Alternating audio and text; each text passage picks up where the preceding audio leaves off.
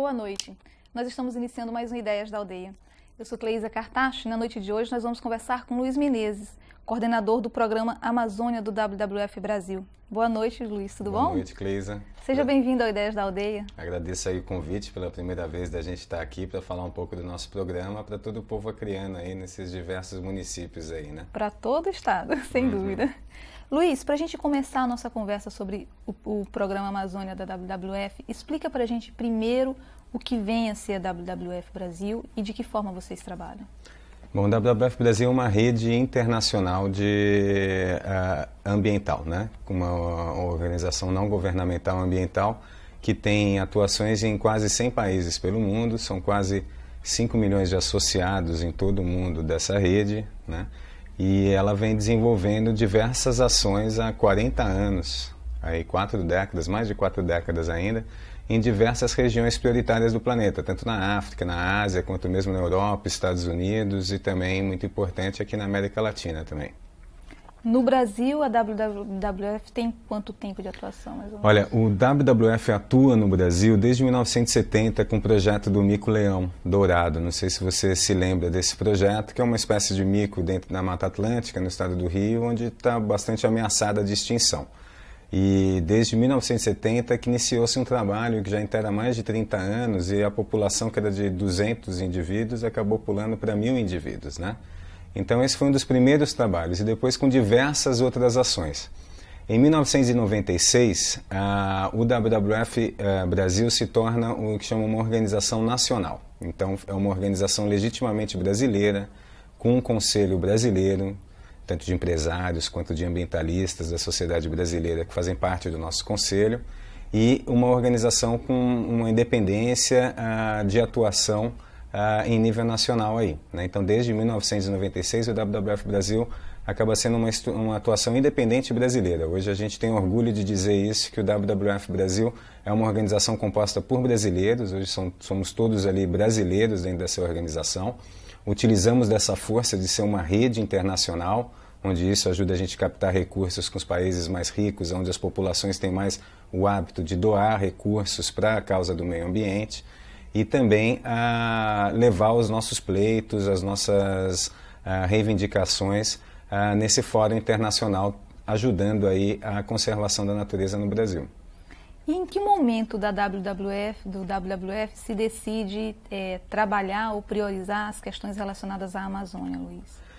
Olha, a Amazônia sempre esteve no palco no cenário internacional, né? Que a gente vê nas questões ambientais. Nas questões ambientais sempre ela teve uma prioridade absoluta em função de ser a maior floresta tropical do mundo. Aqui a gente tem 30% da biodiversidade do planeta nessa floresta, né? São 8% da água doce do planeta estão nos nossos rios aqui na Amazônia. Então ela tem um caráter de importância realmente mundial.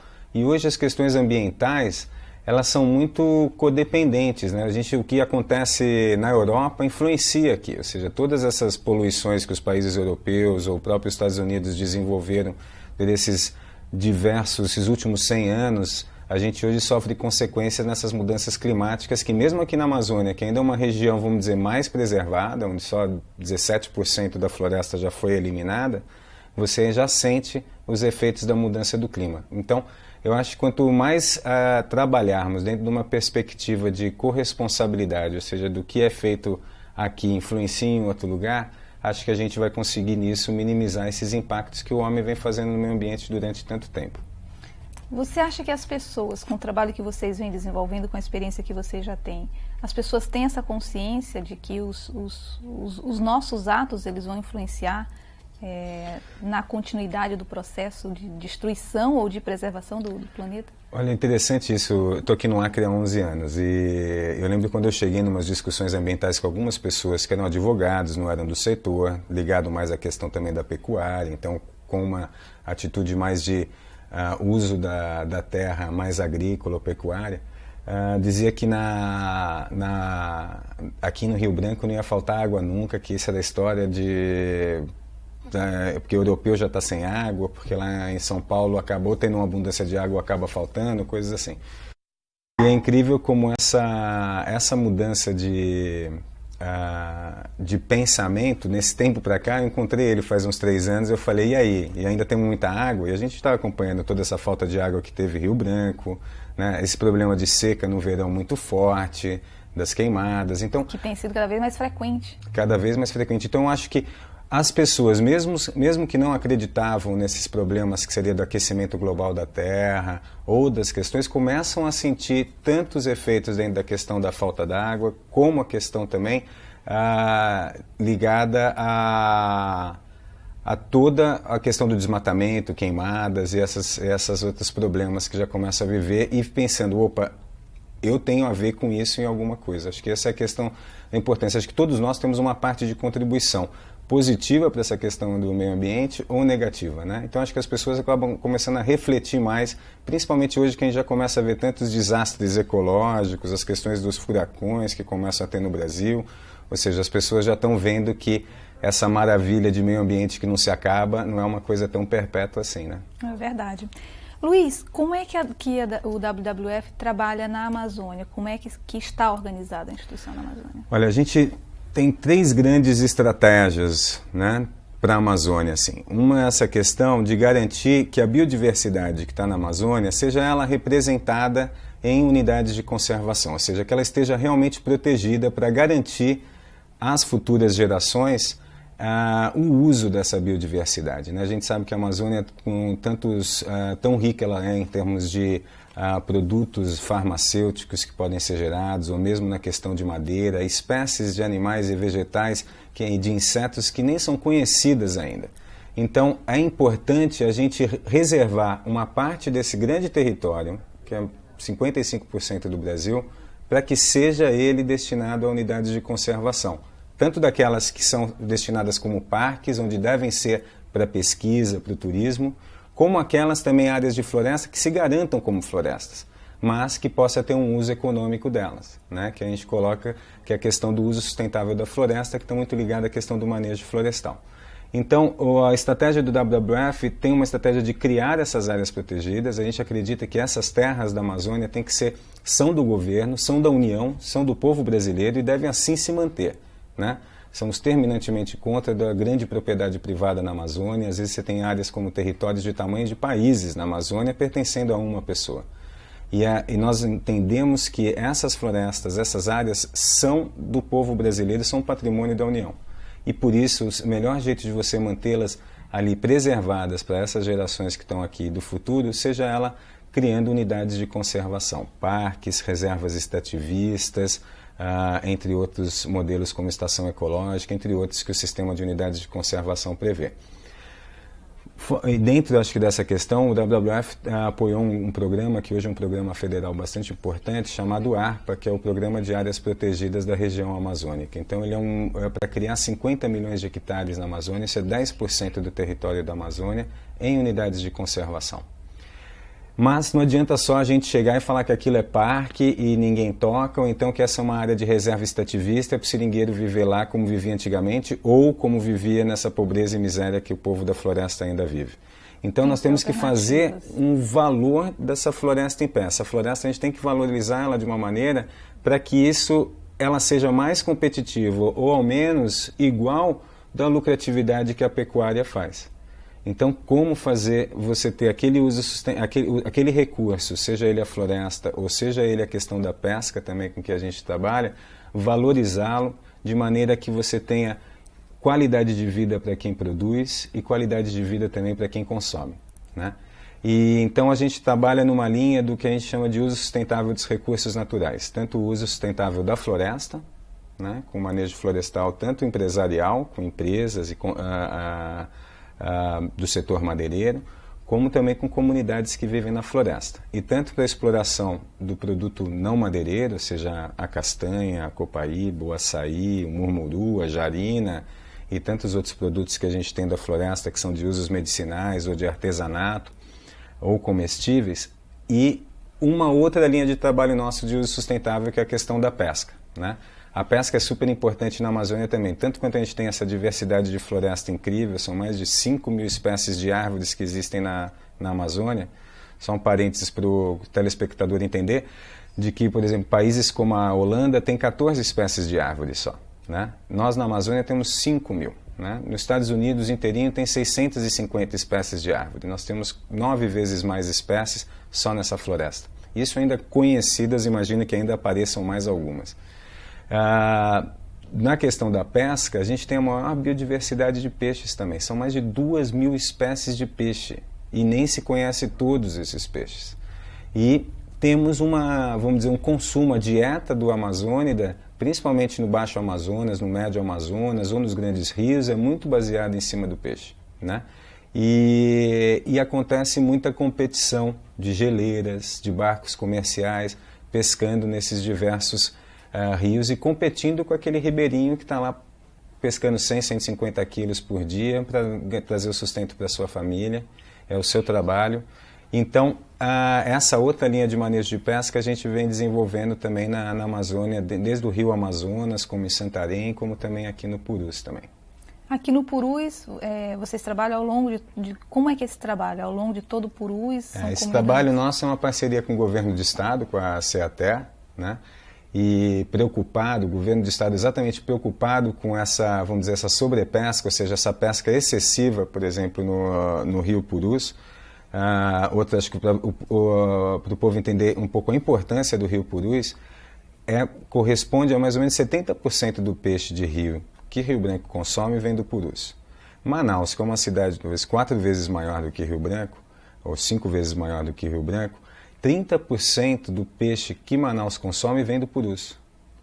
O segundo colocado que entrega peixe em Manaus é o Juruá, com 14%. Então você vê como é um rio extremamente fértil e produtivo, né? Só que ninguém pesca mais quase em Santa Rosa, ou você sabe mesmo aqui em Brasileia ou Chapuri que o povo não pesca mais. Por quê? Porque o hábito de pescar na Piracema, né, em vez de esperar o peixe ir desovar e pescar na volta, não, pesca com o peixe ovado.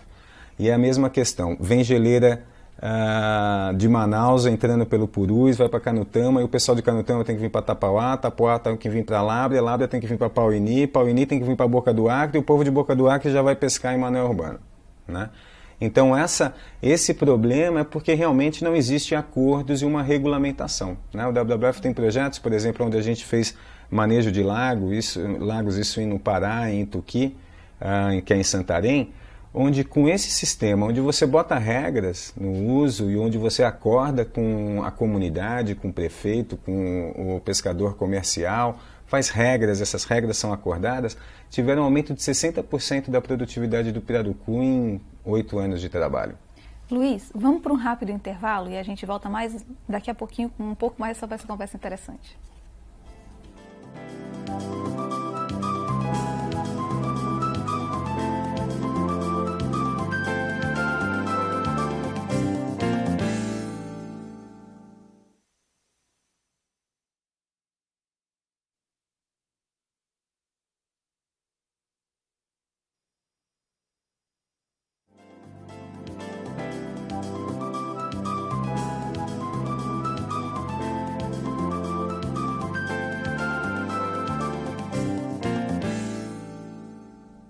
Nós estamos de volta aqui no Ideias da Aldeia, conversando na noite de hoje com Luiz Menezes, coordenador do programa Amazônia do WWF Brasil. Luiz, você falava então no primeiro bloco sobre a ação do WWF aqui na Amazônia, né? E uma coisa muito interessante é a forma como vocês trabalham com as unidades de conservação. Fala pra gente um pouco desse trabalho, como aonde vocês atuam de forma mais específica e o que vem sendo desenvolvido. Olha, falando mais específico aqui para o Acre, de como que a gente trabalhou a questão das unidades de conservação aqui. Então, o WWF trabalha em cima de critérios científicos para definir. Essa é uma área muito importante em termos de ser uma paisagem, ou seja, ali a biodiversidade ali dentro é uma biodiversidade muito importante que não existe em outro lugar. Então, acabam tendo critérios para definir que aquela área seria uma área importante para ser criada uma unidade de conservação, por exemplo. E aí, em 2000, na fase ainda do zoneamento, junto com o governo do estado, nós trabalhamos exatamente para definir quais eram as áreas prioritárias do estado ainda para unidades de conservação. E dentro disso saíram vários indicativos, como as florestas estaduais, acho que o povo deve saber, na região lá de Tarauacá para Cruzeiro do Sul, que foram criadas agora, um ano e meio atrás, eu acho, 4 florestas, são quase 500 mil de hectares nessas florestas estaduais de produção, são florestas destinadas ao uso sustentável, ou seja, uma empresa ir explorar de maneira sustentável e mantendo aquela área de floresta como uma floresta pública e pagando para o governo em função do uso que faz daquela área. Outras áreas que saíram de indicativos foi o Parque Estadual do Xandilis. Esse parque que pega bem as cabeceiras da gente entre Santa Rosa do Purus e entre Assis Brasil, uma área muito importante. Talvez o povo disso da região conhece que Santa Rosa, ali tanto Santa Rosa quanto Manuel Urbano, o Xandilis ainda é uma das áreas onde existe a maior quantidade de caça, quantidade de espécies de árvores e plantas ainda bastante abundantes e raras ali dentro. São as florestas de bambu, onde é a característica do nosso estado das florestas de taboca. E essa foi uma área destinada para ser área de pesquisa e de turismo, aí, né? Uma área exclusiva para esse objetivo. É uma área onde não existe população quase vivendo, 12 famílias aí dentro vivendo, que estão querendo também ou se envolver no plano de manejo dessa área, ou também ser deslocado para a cidade em função da dificuldade de acesso a essa área. Então o Xandilis foi um trabalho que nós apoiamos o governo também, junto com o Altamiro, o prefeito lá de Santa Rosa, que deu o maior apoio no seu primeiro mandato também para a gente realizar os estudos necessários para criar essas áreas. Todas essas áreas são baseadas, a criação dessas áreas são baseadas em estudos, né? E depois elas devem ter o consentimento também da população local para que isso não seja uma fonte de conflito. O Xandilis foi uma área dessa que foi, acho que, uma área de orgulho nosso de ter participado aqui no Acre também. A gente vem trabalhando também algumas coisas no Parque Nacional da Serra do Divisor, através da SOS Amazônia, uma grande parceira nossa aqui também, além como outros aí, acho que vale a pena depois a gente retomar as nossas parcerias. E nós estamos, não tem mais muita área para ser criada no Acre também, né? Nós já temos talvez um território contando terra indígena, reserva extrativista, parques e tudo, já devemos estar chegando por volta de 70% do território, que a gente acha como bastante positivo de garantir que essas áreas todas são áreas para a população acreana e brasileira, aí, garantindo esse patrimônio natural. Principalmente considerando o tanto de terra que já tem devastada na Amazônia. Exatamente. Agora, esse desmatamento agora, saiu recentemente os números do Ministério e realmente é o segundo maior desmatamento da história da Amazônia. Então, infelizmente, o governo federal não está conseguindo barrar o processo de desmatamento intenso que vem ocorrendo na Amazônia. 47% do desmatamento ocorreu no Mato Grosso, né? E depois em Rondônia, né? Rondônia ainda que já é muito próximo de nós, 33% desmatado. Então, o que acontece é que também esse processo, essa política de desenvolvimento baseada no desmatamento, na agricultura e na pecuária, nunca veio trazendo qualidade de vida para as populações que aí vivem. E a gente acredita que envolvendo a população que está na floresta, para utilizar essa floresta de maneira sustentável, acaba tendo resultados importantes. E aí todo esse trabalho a gente vem desenvolvendo com diversos parceiros, como, eu deveria citar um monte agora, mas queria citar principalmente o CTA, o Centro dos Trabalhadores da Amazônia, que é uma das organizações com maior competência no manejo florestal comunitário aqui. Já somos parceiros aí há 3 anos, dentro de diversos projetos, inclusive o consórcio Amazoniar, que também envolve a SOS Amazônia, a WWF, o FSC Brasil e uma organização não governamental de Rondônia, Canindé, fazendo aí 5 organizações tentando trabalhar junto para a gente ser melhor, mais efetivo, com resultados melhores trabalhando na nossa região do Acre e Rondônia. O CTA, acho que um projeto muito interessante que o CTA auxilia na sua organização é o Grupo de Produtores Florestais Comunitários, né? São aí 11 comunidades envolvidas aí para a produção de madeira e de outros produtos certificados, ou seja, garantindo a origem desse produto. Ou seja, quem comprar uma madeira de um produtor do Porto Dias, ou do Cachoeira, ou do Peixoto, ou de outras comunidades como Santa Quitéria, Dois Irmãos, na Resex Chico Mendes, entre outras, lá em São Paulo, quem comprar madeira vindo aqui vai saber que essa madeira foi uma madeira sustentável, bem manejada, respeitou os critérios ambientais e também respeitou a população que está ali dentro daquela área. E como é que é feito esse trabalho desse manejo, Luiz? Envolve o quê? Olha, o manejo florestal, você tem que seguir, e principalmente a certificação florestal, ela é uma maneira de garantir que aquela madeira ou aquele produto, seja castanha, seja copaíba, foi tirada da floresta sem prejudicar o meio ambiente, né? E sem prejudicar aquele produto. Ou seja, quando eu voltar daqui a alguns anos naquela mesma área, eu poderia tirar a mesma quantidade de produto que eu tirei hoje. Esse é um pouco o critério ambiental. A certificação garante também outros critérios importantes, que são os critérios sociais e legais, né? Os legais é aquele, se é uma empresa que está trabalhando de manejo florestal em uma área, ela tem que ter carteira assinada dos seus trabalhadores, pagando seguro, tem que ter todos os critérios que a lei exige para aquele trabalhador. Então garante que aquela atividade é legal e de acordo com a lei. E a questão social também, você cuida para que essa pessoa tenha equipamentos de proteção, que ela tenha um entendimento da situação do que ela está ali, né, que ela tenha alguma assistência de saúde, né, ou até algum processo educativo de capacitação e fortalecimento. Então, esse princípio da certificação, a gente vem trabalhando com diversas organizações para tanto trabalhar isso com não madeireiros, né, como trabalhar também com a madeira.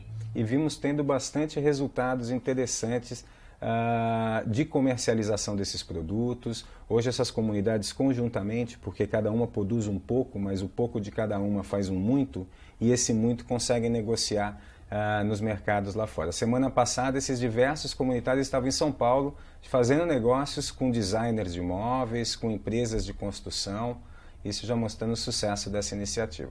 Então, e aí uma coisa que eu quero te perguntar com relação a isso. Uma questão muito importante nessa sustentabilidade ambiental é, sem dúvida alguma, a questão econômica também, né? Até para manter as famílias na área produtiva. A certificação em si, ela é uma alternativa para a questão da agregação de valor, ou seja, para ter um produto realmente com um valor mais atraente para essas famílias? Que compense todo esse investimento delas. O argumento do preço na certificação, né, a certificação aflorestal, essa FSC, já foi bastante usado como um diferencial. Quem tiver um produto certificado vai competir no mercado que quer um produto de melhor qualidade. Então, ele pode vir a pagar melhor. Eu não gosto muito de usar esse argumento, porque às vezes vira só o argumento econômico de fato. Mas ele vem hoje, principalmente o comunitário, porque não é só a questão da certificação de origem. Se você está comprando uma madeira de um seringueiro lá no meio da floresta e é certificada, você também está ajudando aquela cultura extrativista lá no meio da floresta, aquele cara que está lá dentro, mantendo a sua floresta em pé, deixando de cortar para fazer uma agricultura, para fazer uma pecuária, mantendo a sua floresta em pé, contribuindo com vamos dizer, a qualidade do meio ambiente que nós vivemos. Então essa origem do produto, essa certificação garantindo, o seringueiro hoje ele pode explorar melhor isso. Falar, olha, você está comprando uma madeira que tem critérios ambientais, mas você também está apoiando uma cultura importante no meio da floresta. É justamente isso. Formulando então a pergunta de uma outra forma, esse mercado que consome esses produtos certificados, porque tem todo o interesse em manter a questão, que tem interesse na preservação ambiental, que tem interesse na sustentabilidade social, ecológica e todas as outras, esse mercado é garantido para essas famílias, ou seja, essas famílias elas têm uma razão para permanecer ali, porque elas sabem que aquilo ali vai ser garantido para elas? A certificação é um pouco a importância de ter a garantia da terra, que aquela terra seja definida a posse dela. Ou seja, você não pode certificar uma área que é uma área de posse e aquele indivíduo que está ali não tem o direito legal naquela terra. Para exatamente garantir que aquela floresta se mantenha assim por toda a vida, né?